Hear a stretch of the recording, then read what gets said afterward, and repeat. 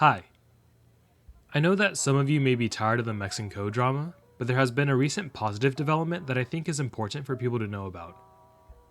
NovelKeys, one of the largest US vendors, has been in contact with GMK regarding the Mex and Co group buys and have reached an agreement to make sure that people can get their keycaps.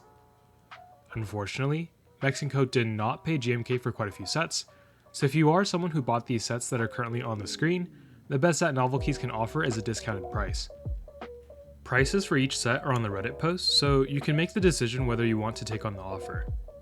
However, if you're a customer who bought GMK Art, GMK Infernal, or GMK Taco, those sets were paid for, and NovelKeys will be working to get those sets to you at no additional cost. In order to participate in this offer, whether you are buying the discounted set or trying to get the set that has already been paid for, you must follow the instructions that has been listed on the Reddit post and send an email to NovelKeys support with the subject line Mex and Co: Keycap set name, and include screenshots of your order that includes the kits, your name, and shipping address before September 30th, 2023. This is so that NovelKeys has enough time to prepare the product pages and the correct permissions so that folks can get the discounted set price or quote-unquote free set. This is great news for everyone who has been affected, but before you get too excited, there are two important disclaimers that you must agree to in order to partake in this. 1. You must agree that you have not and will not charge back your order from Mex and Co on the sets you have bought. And 2. You must agree that if needed, NovelKeys will share the fulfillment information to Mex and Co. This is, I assume, for either legal purposes or to make sure the fulfillment was done properly. If you have already done the chargeback successfully and received your money, you are not eligible for the sale, and if you cannot or will not agree to the above conditions, then you are also not eligible to participate. The sets will be available for impacted customers starting October 2nd and ending on October 15th, where people will be able to place their orders. After the initial 2 weeks, the sets will then go up for sale at the normal price, and everyone who wants extras will be able to buy one. There are some additional details on the Reddit post that I didn't include in this intro, so I highly recommend that you read through it to make sure that you have all the information. Anyways, without further ado,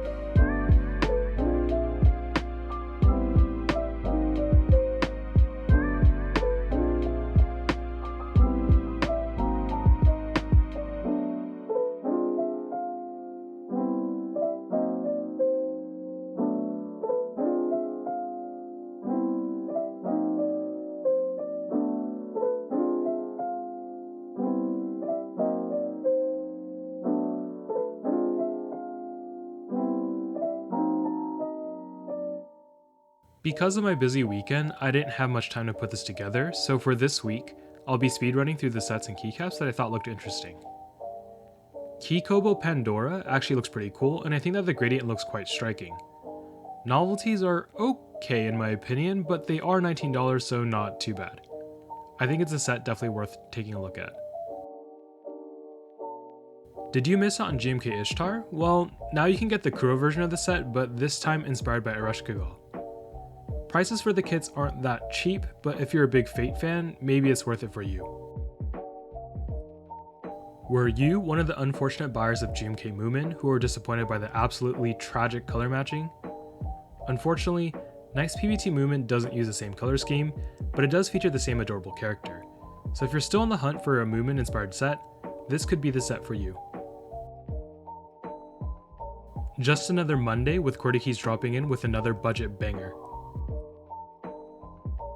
Chaos Era is back again with another good looking board with the most detailed weights ever. They are a newer studio, though they have already sold the Heracles 80, so do your research. I am a big fan of the design though. If you saw the Haven 65 and thought, if only it was a little bit bigger, then the Haven TKL is the board for you. It's not exactly the same, and there have been a decent amount of design changes, but I think that it still retains its cool and sleek look, just like the Haven 65. I'm not sure what they were thinking about for this board, but I feel like it's not unique enough, and it's also too expensive for what they're offering.